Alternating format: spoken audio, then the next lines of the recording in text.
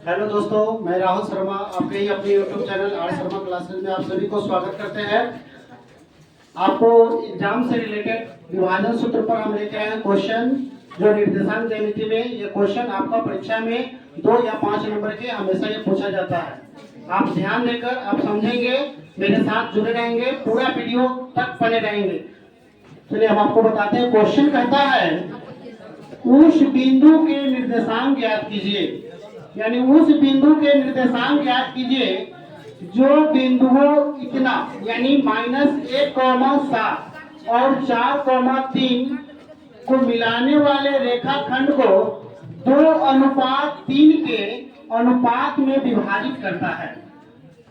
जैसे मान लेते हैं यहाँ पे बिंदु ए है और बिंदु बी, इसका नाम ए डाल दिए, इसका नाम बी डाल दिए।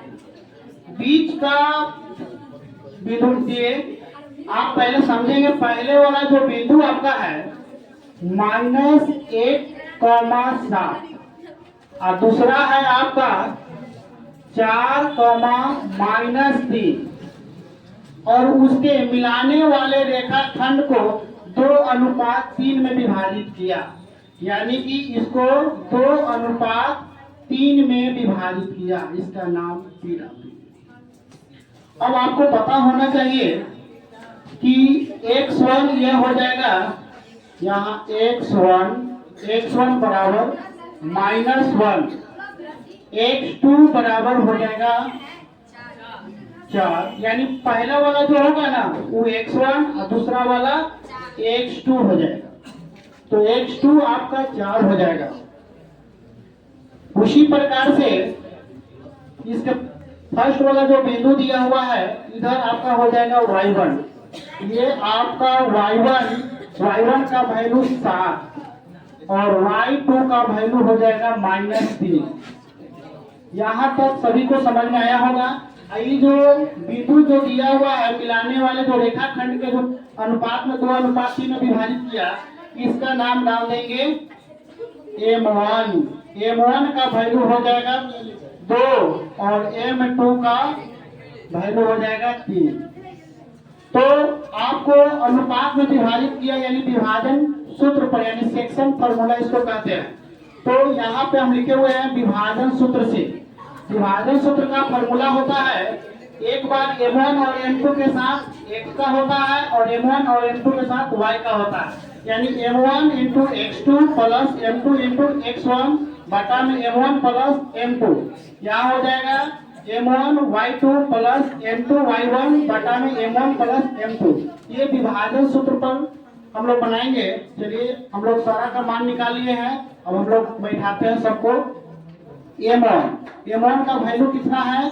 M1 का वैल्यू आपका 2 दिया हुआ इंटू x2 का वैल्यू आपका दिया 4, ये वाला प्लस दिया हुआ है, प्लस में का दे दिए 3, और M2 का वैल्यू दिया हुआ है 3 दिया हुआ है, गुना x1 का वैल्यू दिया है आपका -1।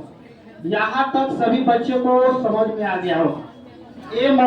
M1 का मान दिया 2 प्लस M2 का मान दिया 3, कॉमा यहाँ पे फिर देंगे M1 का वैल्यू आपका 2 गुना y2 का वैल्यू हो गया आपका -3, यहाँ पे -3 प्लस M2 का हो गया आपका 3 गुना y1 का हो गया आपका 7। M1 और M2 का मान, M1 का मान 2 और प्लस M2 का मान 3। यहाँ तक हमने बैठा लिया, आप भी कॉपी निकालिए और इसी प्रकार से आप बैठाइए।